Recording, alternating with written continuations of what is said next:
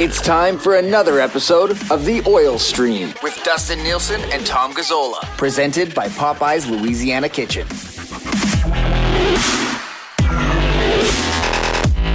Hello, everyone, and welcome to a Game Day Wednesday edition of the Oil Stream. Nielsen and Gazzola, brought to you by Popeye's Louisiana Kitchen. Nothing says Wednesday game day against Dallas like a delicious Popeye's chicken sandwich, now available in St. Albert and pretty soon available around the world. Tommy, what's up, buddy? How are you? I just want to tell you a quick story about chicken sandwiches. On Monday, went and picked up a chicken sandwich from a location that was closer to me and more convenient. Oh boy. And although it hit the spot, not the same. It's not the same. Not the same as a Popeye's chicken sandwich. And in my mind, immediately, I thought to myself, this is fine, but it's not as good as Popeye's chicken sandwich. So I did it to myself. I just wanted to come clean and let everyone know that I messed up. I made a mistake and got the wrong chicken sandwich. That's what you get being a stoner and just looking for the easiest bite to eat, right? That's what happens with you. Mm-hmm. Yeah. Hey, if you're getting crispy on this 420, go get yourself some Popeyes to. There you go. Put up some munchies. Nothing says Cannabis Day like a Popeyes chicken sandwich. Yes. All right, I'm repping the Edmonton Capital City. So I've had this first year I came down here. We're talking 2009, summer of 2009. I was the in-house host for the Edmonton Capitals every game. Mm-hmm. And I got this hoodie then. Look at the color on this thing, man. I've had this for 12 years, and this logo still hasn't cracked. It's like brand new. Anytime I put this thing on, I'm like, I can't believe this thing's 12 years old. It's unbelievable, man. The color pops on that. And you know what? The Capitals, those were fun games. And I saw the Riverhawks posted a shot of Remax. Great shot. It looks great. It looks like they got a new scoreboard in place. I know Randy Gregg was literally last summer painting the benches, adding some blue to give the Riverhawks colors in there. And then Steve Hogle, who used to be my boss at Oilers TV, also used to run CTV Edmonton prior to that. He is the GM of the team. And I think, we're going to have some good baseball, some great nights at the ballpark. And Dusty, I hope that you can make it out because Cam Moon is very excited to go to some ball games. And he wanted to hang out with Lieutenant Eric and ask if we could go to ball games together. And I think you would be the perfect add to the quartet. Secret that a lot of people don't know, Cam Moon is a huge fan of the AM Nasty. So I love the fact that he wants to go to ball games. I mean, that'd be great. Get all of us down there, man. That'd be fun. I'm looking forward to it. It was great doing it for the Capitals, Ed. It was Cliff Brumba. Like, they had some guys who were hitting bombs. It was a good time, and it was like my first summer in the city by myself because my fiance at the time, she stayed up in Fort Mac, so it was nice. I was at Park every day. It was great, and of course you're dressed like a well-dressed man because you obviously had to meet your marijuana dealer earlier today. But you're coming from the rink this morning, Tommy. Optional skate, not much going on down there today, I would think. No. Outside of making transactions in a business attire type of day. No, there wasn't much going on. It was a very light skate for the Oilers, and Mikko Koskinen was taking shots. That's an indicator that the other guy's going. So Mike Smith confirmed the starter today. And then it was Derek Brassard, Josh Archibald, Devin Shore, along with Kyler Yamamoto skating, just working on some things here and there. And Yamamoto was just testing it out, because he took that Bush bomb to the leg on Saturday, took the day off on Monday, and then was back yesterday and then skated again today. He's good to go, spoke to the media. And then those other three, that's the indicator that they're out. So I'm assuming we're going 11-7 again tonight. We're going to see if that works again. But it was a pretty light day at the rink, indeed, for the Oilers. And the same thing for the Stars, to be honest with you. Scott Wedgwood's going to start for Dallas. And I would do the same thing if I was the Stars, go to the veteran. Yeah, you mentioned that this morning, Mm-hmm. Yeah. So it was a really light day at the rink, and we'll see if it creates a game full of action and packed full of it tonight. So expecting 11-7 again. Since they went to 11-7, Tommy, they've won 4-0. Like, it's been pretty good since going back to it after the game against Minnesota, where Keith and Bouchard got exposed in that game a little bit. You bring in another veteran defenseman. I said it this morning on Smash Hit Nielsen show that I think they're a better hockey team when they're in 11-7. And I know it's a little unconventional. We saw Tampa do it during their Stanley Cup runs as well. So it has been done. It has had success. Is there any way you think they just ride it if they stay healthy, which they are? Is there any way you think they just ride out this 11-7 the rest of the way? I don't think it's going to be the rest of the way for these last 6. I think that they'll probably go back to the normal 12-6 for a couple. Maybe when they clinch that playoff spot. Because I think that this is my take on listening to Jay Woodcroft in his press conferences. I think he wants to make sure everybody's ready. Yeah. Everybody. And that means Devin Shore, Josh Archibald, and Derek Brassard that they can play and they can hop into a series if need be right away. So I think they might end up going back to 11 or 12-6, pardon me. I think they'll wait till they clinch though. And I think I was looking at the scenarios today, like if the Oilers win tonight and then the Canucks lose their next game in regulation and Vegas loses tonight, it's over. It's done. Yeah. Yeah. They're a playoff team. So it starts with a win. I know they want to take care of their own business, but I think we'll see 12-6 again, and just to get guys in, and then maybe 11-7 again in the playoffs. Maybe they go a couple more 11-7, but I do think we'll see 12-6 again this regular season. As we start to get ready for, for our show in the morning, at least some bits ready, stuff like that. I'm basically just starting to plan for the Oilers and the Kings, right? Like that's, am I going to regret this? Am I all of a sudden, do you think last second going to be like, damn it, I should have been prepping for the Knights? Because with the Kings win last night, with the Nets, with the Knights losing a couple, the Canucks not getting the 2 points that they needed to be part of this miraculous run down the stretch. I mean, I haven't looked at the odds here, but it's got to be like a 90% shot here that it's the Kings and the Oilers in the first round. Yeah. I think so, especially after that Kings win, and they've rattled off a couple here. And the way Vegas is not playing, they're not playing well. I mean, that game against New Jersey, Robin Leonard's not dialed in. I'm just going to say that. Maybe he's got stuff that he's dealing with because we saw him fly back from Calgary. Yeah. But on that third New Jersey goal, Dusty, I mentioned it on the Smash Hit Nielsen show this morning. He didn't even move. He didn't even move. He's not dialed in. He got called out by Pete DeBoer. So that's a big red flag for the Vegas Golden Knights, and nobody's going to feel sympathy for them. They've done all of this to themselves. Yeah, they've dealt with injury and COVID. So has every other team in this league this season. So I think we can pretty much lock in Oilers and Kings at this point. Which is exciting. I think that's a really nice matchup for the Edmonton Oilers. Now, with that being said, the other day on the show, we talked a little bit about, and this was yesterday morning, so you're still thinking maybe the Canucks, if they get the win and the Kings lose, it's wide open. One of the things I said, who of those three teams that are still in the mix would intimidate you the most? And from a player perspective, and Demko, like a red hot Demko, was kind of the top of the list for people. They didn't want to face a Demko. But after that, a lot of the answers were, we had a lot of Philip Deneau and a lot of Anze Kopitar down the middle. And obviously we'll have a lot of time to preview this series, Tommy, but just a quick glimpse ahead here. Kopitar and Deneau down the middle. I mean, Kopitar's been there and done that. Deneau just recently sort of played that shutdown role for a Montreal team that went on a miraculous run.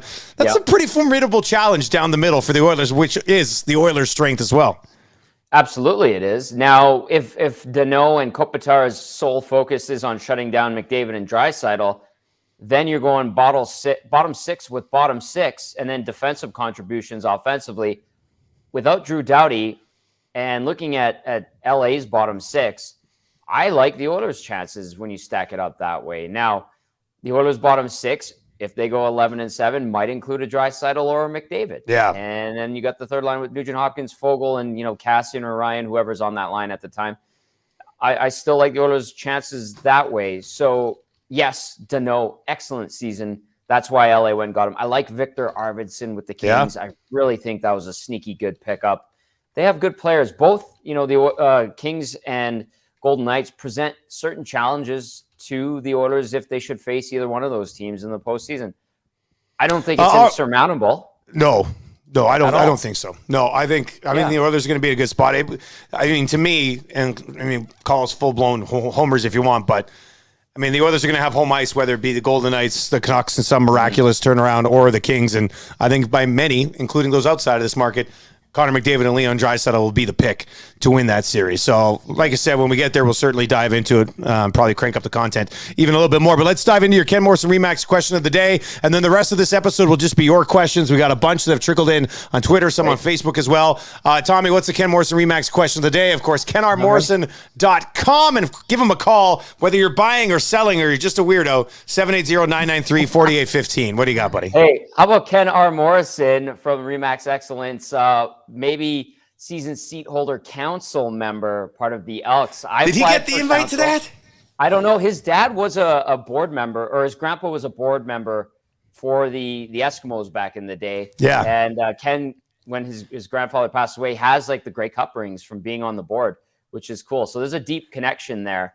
Well, it's funny you bring that up because there was Victor Cui had a few of us out for dinner last night, in the media, and he mentioned the season seat council, that the season seat holder council that he's putting together. So it's funny that today you mentioned that maybe Ken Morrison slides on there. I applied for it too. Now, Victor Cui obviously doesn't find me as relevant when it comes to the Elks as you guys, which is it was like Halsey, Jonesy, me, Gregor, Mahjong, and Morley and Dave type of thing. It was and Sexy. John Sexsmith was there. It was good to see Sexy. So yeah, it was fun. It was at a dinner. It was at a Ampersand 27, which I've heard of it. Isn't really my style. Like a nice fancy restaurant down on White. And I talked about this morning, but I sit down and, they bring us this really fancy menu. You can build your own charcuterie board and all this shit. And I'm sitting there and I'm like, well, there was a burger and fries on the menu. And I said, I can't be the burger and fry guy. Like, I know I'm Mr. Plain guy. So I ordered this chicken pom-pom wild rice mushroom risotto. And I was just like, that's probably what everybody's going to be getting. So they bring out all the meals, and like there's 11, 12 of us at this dinner. 7 of the guys had burgers. And I'm sitting here shoving down this wild mushroom risotto, hating myself for not just ordering what I wanted, man. It was a very awkward situation. You did it to yourself. I did. That is so you.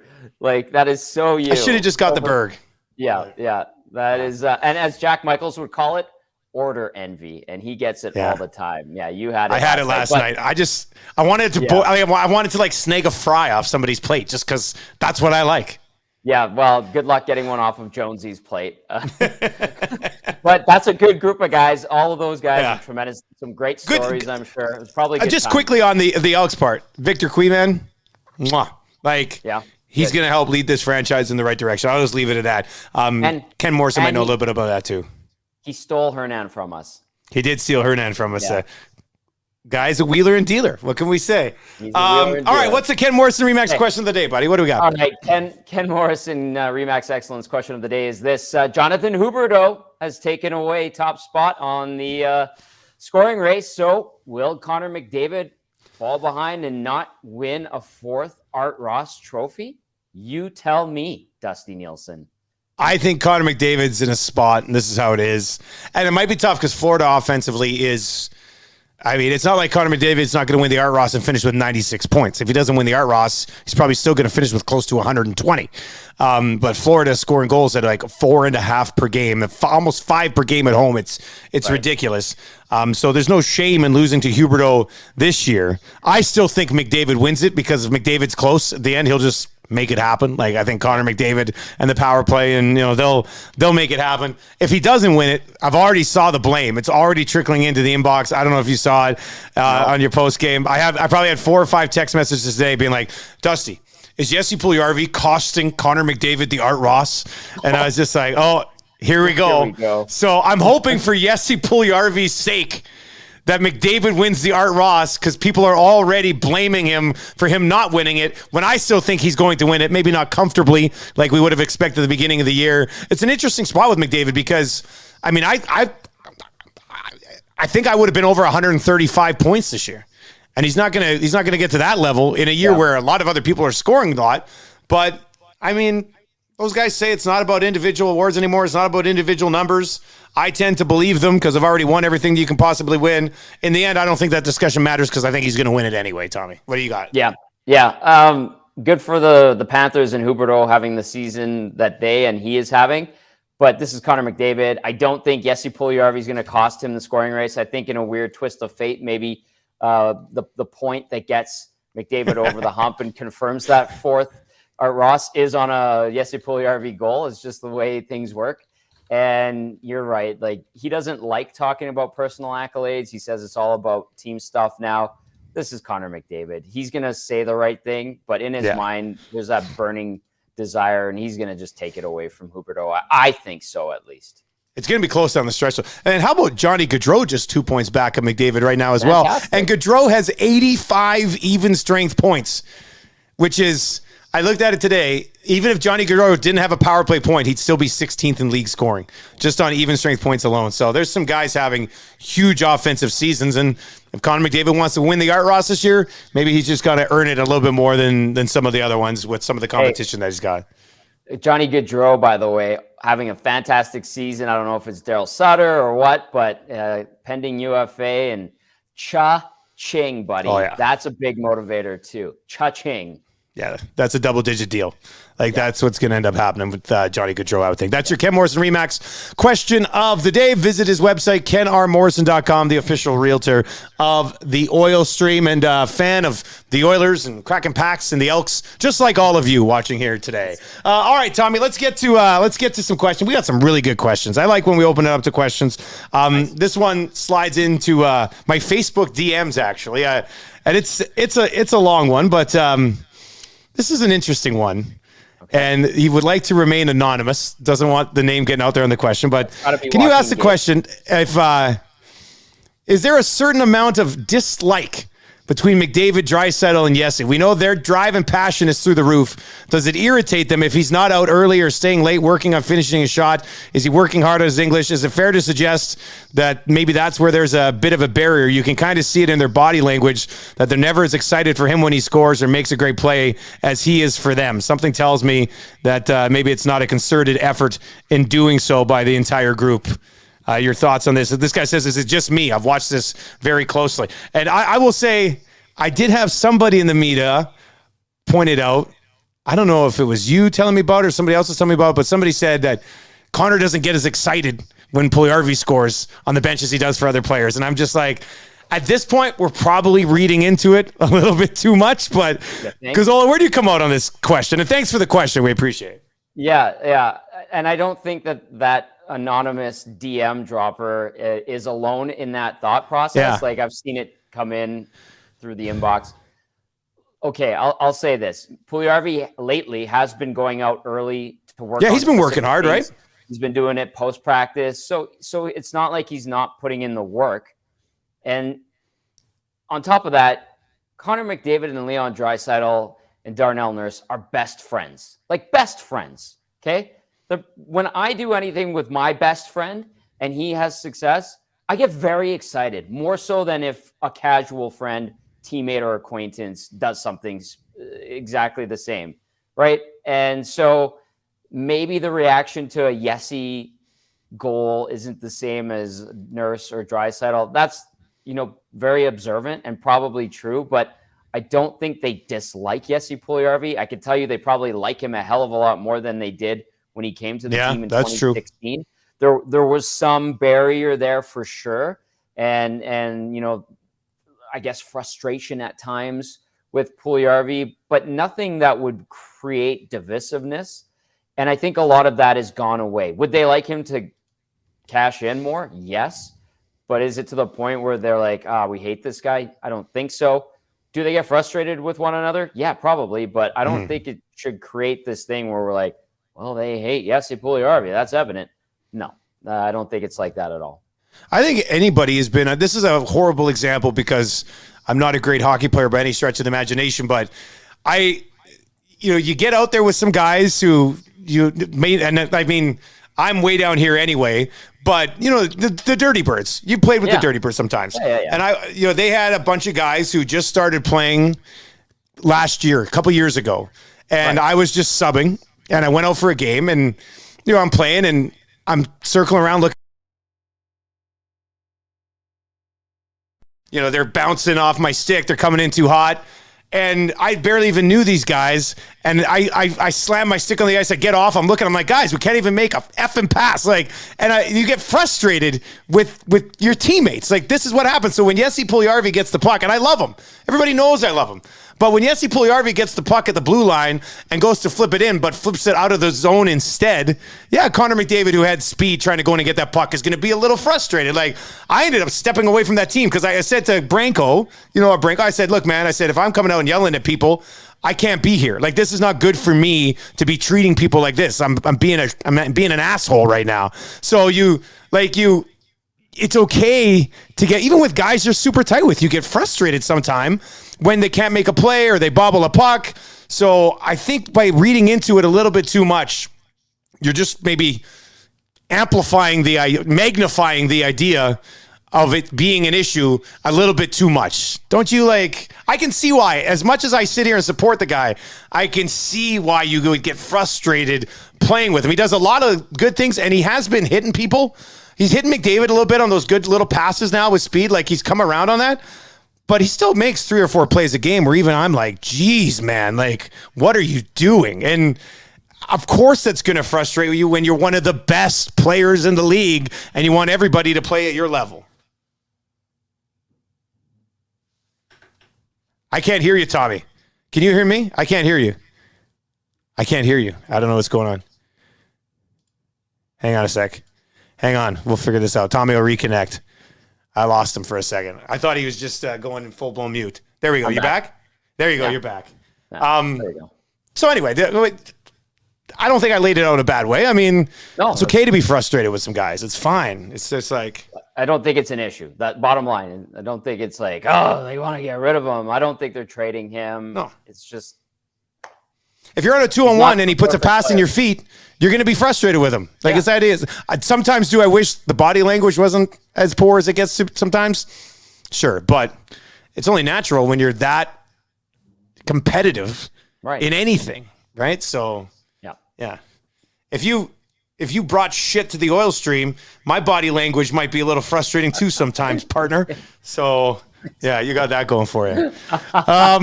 All right, let's bang through some of these other questions, but thank you for that one. Let's see here. Is there any realistic possibility that Holloway gets called up to play his first games this year? Tommy, I'll let you take that one. I would say no at this point because he's hurt, right? I think Low Tide was mentioned to me that he's banged up. Yeah, he's hurt, yeah. And the Condors are in the midst of a playoff run. I think if he does get the call up, he'll be a black ace in the playoffs if the Condors are done. And the Oilers would probably have to go into the second round and need some bodies, and maybe that's how he would make his debut. But unless that happens, I don't think so, which is fine. It's fine. It's not a big deal. So did Smith really just need time to get back into game shape? Is that what we're seeing right now? Tommy, what do you think we're seeing right now? Like, is he just... is he back now, or is he just playing really well and they're playing an 11-7 in front of him and it's helping him shut things down? I think a lot of things have been working in the favor of the goalies, and Mike Smith is taking the net away. You win 6 straight games, I think it's safe to say you're back-to-back shutouts. He's back, right? Like, he's taking the net away from Mikko Koskinen, which is a good problem to have. And I don't know why it took this long. Obviously, his body doesn't heal as well as it used to, being 40 years old. But this is, I think, a breath of fresh air, a sigh of relief, however you want to describe it. Yeah, he's back and at the right time of year. So that's good. That's really good. Relatively fresh heading into the playoffs, which I think a lot of teams would like to have. All right, final question. We're almost at 25 minutes. This one comes in from Old Bagged Milk over at Oilers Nation. And it's an interesting question because what's the aggregate total in terms of cap space that would keep all 3 of Puljujarvi, Yamo, and Kane with the Oilers next season? What do you think the number is to keep all 3, buddy? I think Kane's probably going to want at least $5 million a year. At least. You get it done for 11? Could you do? Yeah, I think so. Because can Puljujarvi and Yamamoto really command more than 3 each? Like, I mean, if they're looking at a bridge, they're probably in that 3 or slightly lower range, or right around 3-ish, right. I guess. And I think bridge is the most realistic scenario for both, right? Like, one guy started off hot, got cold. One guy started off cold, got hot. And they're kind of in that crossroads. So I think bridge is the most realistic for both, and no more than $3 million each. So yeah, maybe 11. 11 might be. If you're bridging, you might be able to get it done for 11. Yeah.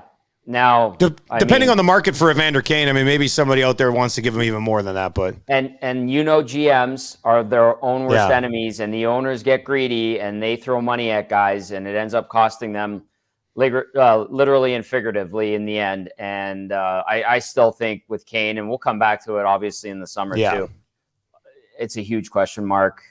Do you want this guy around long term? Does he burn you like he did to the other 3 franchises?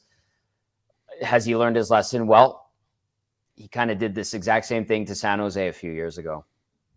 And that's still getting sorted out, obviously. So, good question, though. If you want to ever chime in on that, just hit us up on Twitter. I'm at Nielsen TSN 1260. He's at Tom Gazzola. Yeah, 11 million might be able to do it, depending on the term. I mean, that'll come down to term and I guess the level of interest in Evander Kane, but something to deal with after we see how all these guys look in the postseason. That'll be fun to get a read on the Yamamotos and the Puljujarvis, and obviously I think Kane is built for the postseason, so that'll be a big piece for the Oilers to have. Tommy, what time do you get going with the pregame show on 1260 tonight? Yes, the Don Wheaton GM on White pregame show with myself, Connor Halley. Jason Gregor will be with us for the show, and Matty Cassian, our game analyst, former NHLer, 5:30 p.m. No Walker post-game Ranger tonight. Connor will stick around for the post-game show. Jeff has been working like every radio station in our building this whole couple of weeks, so he gets a bit of a breather tonight. All right, so check it out with Tommy. He'll have your post-game coverage as well. We'll be back with another episode of the Oil Stream on Friday. And if you've been watching on the live stream, make sure you subscribe to the podcast. Just search the Oil Stream on all your podcasting platforms. You'll be able to find us there. Enjoy the game tonight. We'll be tweeting about it. Obviously, Tommy will have pre and post on TSN 1260. We'll be back to discuss all of it right here on the Oil Stream on Friday, brought to you by Popeyes Louisiana Kitchen. Tommy, I'll talk to you then, buddy. Sounds good, Dusty. Good show today.